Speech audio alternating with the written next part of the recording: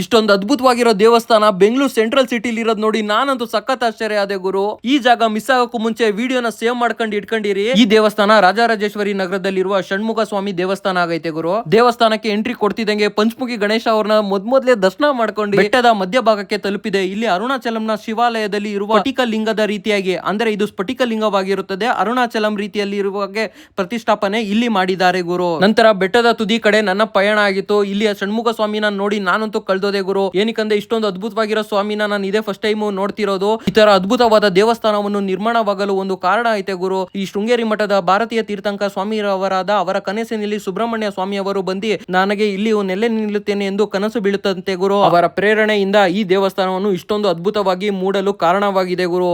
ಮತ್ತೆ ಇಲ್ಲಿ ಸಾಯಂಕಾಲ ಸನ್ಸೆಟ್ ನೋಡಿದ್ರೆ ನೀವಂತೂ ಕಳ್ದೆ ಹೋಯ್ತೀರಾ ಗುರು. ಅರ್ಧ ಬೆಂಗಳೂರೇ ಇಲ್ಲಿಂದ ಕಾಣಿಸ್ತದೆ. ಮಾತ್ರ ಸೂಪರ್ ಆಗಿರೋ ಸನ್ಸೆಟ್, ಸೂಪರ್ ಆಗಿರೋ ಹಿಂದೆಗಡೆ ಬ್ಯಾಕ್ ಗ್ರೌಂಡ್ ವಾಯ್ಸ್ ಕೇಳ್ತಿದ್ರೆ ಮಾತ್ರ ನೆಕ್ಸ್ಟ್ ಲೆವೆಲ್. ಈ ತರ ದೇವಸ್ಥಾನ ನಾನು ಇನ್ನೊಂದು ನೋಡಿಲ್ಲ, ಅಂದ್ರೆ ಸನ್ಸೆಟ್ ಟೈಮಲ್ಲಿ